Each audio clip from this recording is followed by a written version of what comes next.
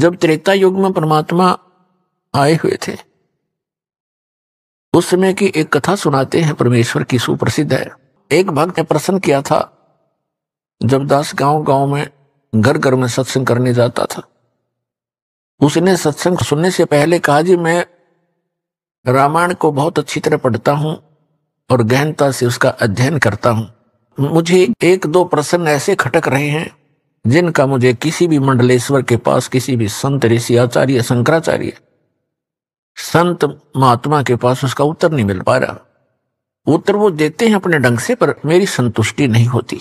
मैंने कहा, बोलो भाई बताओ क्या प्रश्न है आपका। उन्होंने कहा कि रामायण के अंदर मंदोदरी जो रावण की पत्नी और विभीषण, उनकी ऐसी वाणी है रामायण के अंदर, उन्होंने जो विचार व्यक्त किए हैं उस राक्षस नगरी के अंदर, ऐसे शुभ विचारों के ये आत्मा कहां से आ गई, इनको ये ज्ञान कहां से प्राप्त हुआ। मंदोदरी कितना समझाती है, विभीषण भी बहुत अच्छे वचन कहता अपने भाई को, ये विचार उनके पास कहां से आ गए, और पूरे श्रीलंका के अंदर कोई बोलनिया नहीं था। और दूसरा वो ये कह रहा था कि जैसे हम सुनते हैं कि समुद्र के ऊपर पुल बनाया, कभी तो हम सुनते हैं कि श्री रामचंद्र जी ने पत्थर तरा दिए, फिर हम ये भी पढ़ते हैं कि श्री रामचंद्र जी ने 3 दिन तक घुटनों समुद्र में खड़ा होकर के प्रार्थना करते रहे, अग्निबाण से फूंकना चाहा।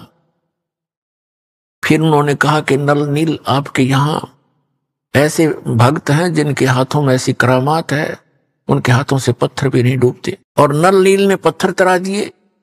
कोई कहता है श्री हनुमान जी ने राम नाम लिख दिया पत्थरों पर, वो हल्के हो गए, तैरने लग गए।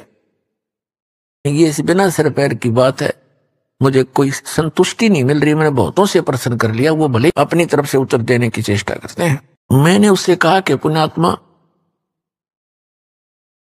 मुझे भी पहला ऐसा हिंदू भक्त मिला है जो ऐसा प्रश्न करने वाला हो, अपने सदग्रंथों में जिसको शंका हो और उसका समाधान ना हो पा रहा हो। अन्य श्रद्धालु तो कोई तो कहीं फंस गए हैं, कोई राधा स्वामी कहीं चले गए, कोई किसी के, कोई सच्चा श्रद्धा सरसाम, उन्होंने रामायण आदि पढ़ने की आवश्यकता नहीं महसूस हो रही। और शेष जो श्रद्धालु ब्लाइंड फेथ किए बैठे अपने गुरुओं पर, और एक आप हो जो ऐसी बात कही है जो प्रत्येक ने इस पर विवेचन करना चाहिए था।